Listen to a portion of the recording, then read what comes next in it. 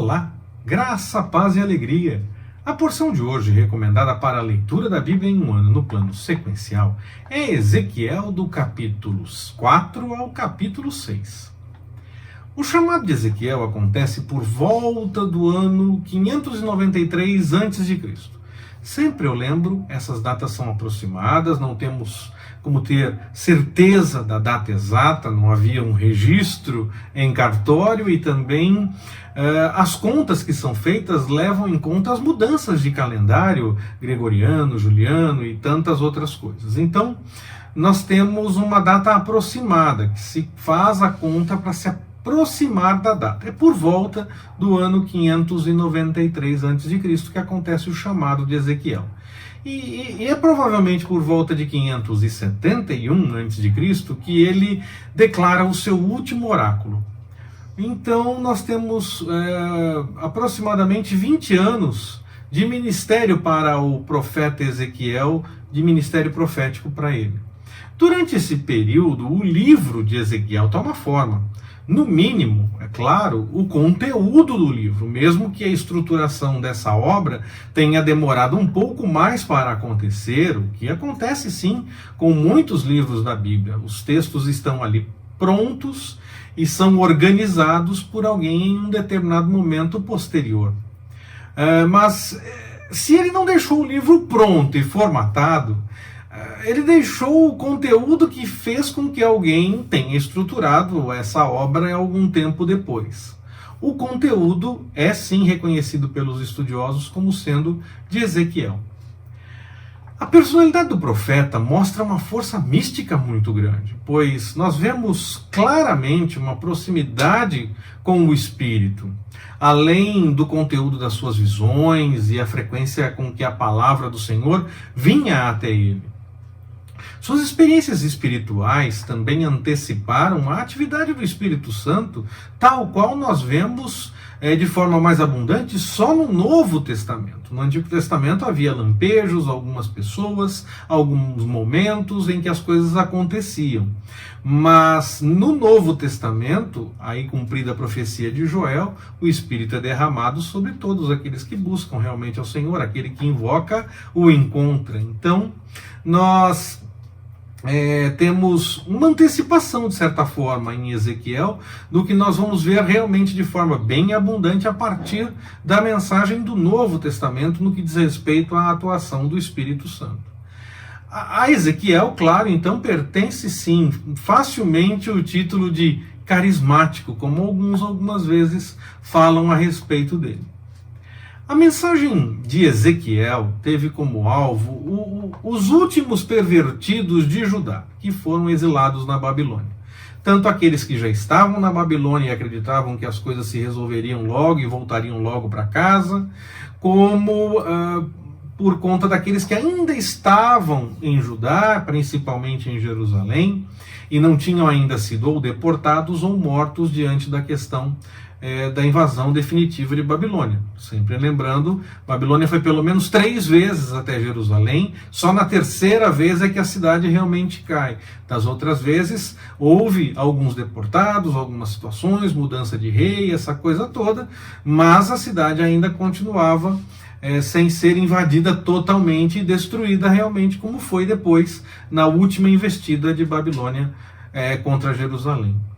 A responsabilidade moral do indivíduo passa a ser um tema com grande importância na mensagem de Ezequiel. Aquela responsabilidade coletiva da nação como um todo, do povo escolhido, não resguarda mais o indivíduo. Não é porque a maioria está seguindo que as coisas estão minimamente em ordem para todos.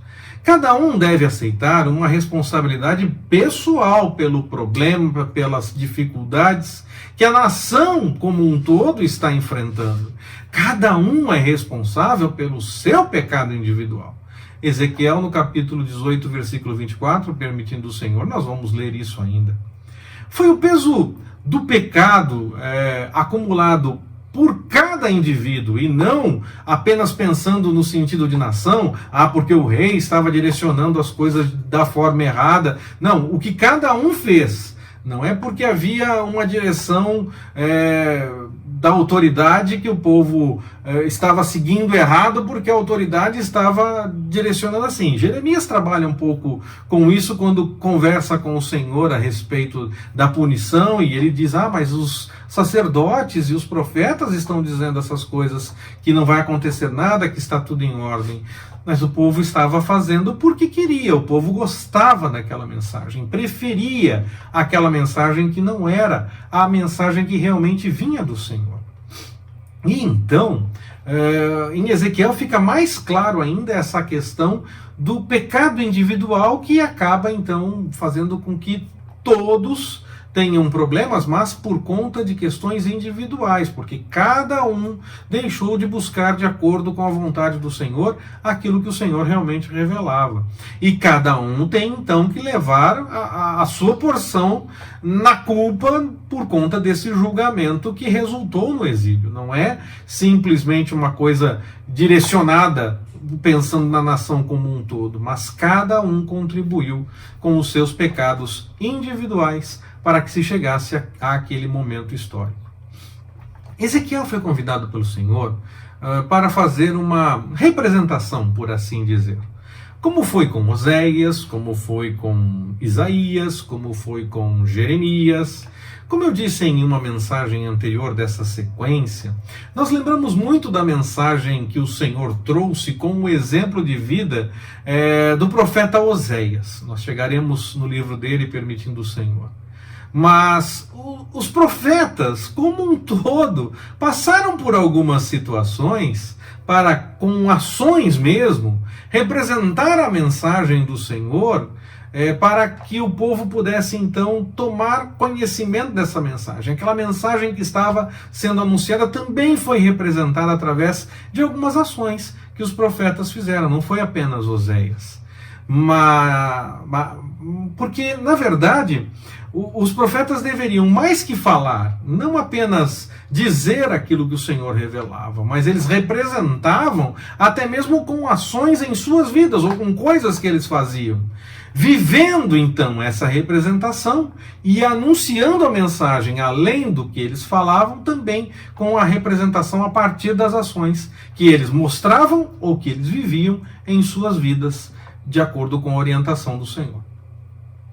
O que o profeta ia fazer representaria a ação do Senhor, tanto na direção da punição que se aproximava de forma mais definitiva para Jerusalém, como também na direção do perdão que o Senhor preparava para o momento oportuno. O tema da idolatria e do quanto isso desagrada ao Senhor está também presente na mensagem de Ezequiel. É algo que realmente não agrada ao Senhor, essa questão da idolatria. E ela não se limita apenas a uma questão de culto, de oferenda, de ter uma representação meramente religiosa. Quando nós depositamos a nossa confiança em uma pessoa ou em uma coisa, nós estamos, de certa forma, agindo sim na mesma direção da idolatria, que tem a questão do culto, que tem a questão da celebração litúrgica e depositando fé e essa coisa toda. Mas quando nós confiamos em pessoas ou em coisas, nós caminhamos muito perto disso também, mesmo que não tenha essa questão religiosa diretamente envolvida. Isso não quer dizer que nós não vamos confiar no médico, ou no motorista de ônibus, ou num piloto de avião, num profissional qualquer da sua área, ou em qualquer pessoa. O que nós temos que tomar cuidado é com achar que essa pessoa ou essa coisa é a única solução para resolver as coisas. Não é assim. Quem resolve é o Senhor. Se Ele não cuidar, a sentinela vigia em vão. Lembra do Salmo 127? É claro que as pessoas fazem a sua parte e precisam sim fazer o seu melhor. E nós então procuramos um profissional ou acreditamos que aquele profissional vai fazer o seu trabalho da forma adequada. Mas se não for o Senhor, esse melhor que qualquer um tem que fazer, não será nada. Nós não confiamos então numa pessoa ou numa coisa. Nós confiamos que o Senhor vai realizar. Se for através daquela pessoa ou daquela coisa, sem crise. Mas se for de uma outra forma também, sem crise igualmente, porque nós confiamos no Senhor. Mas quando nós achamos que uma pessoa, uma coisa é a solução, nós estamos agindo contra a vontade do Senhor. E precisamos tomar cuidado com isso. Que o Senhor nos abençoe. Forte abraço, até mais, permitindo o Senhor.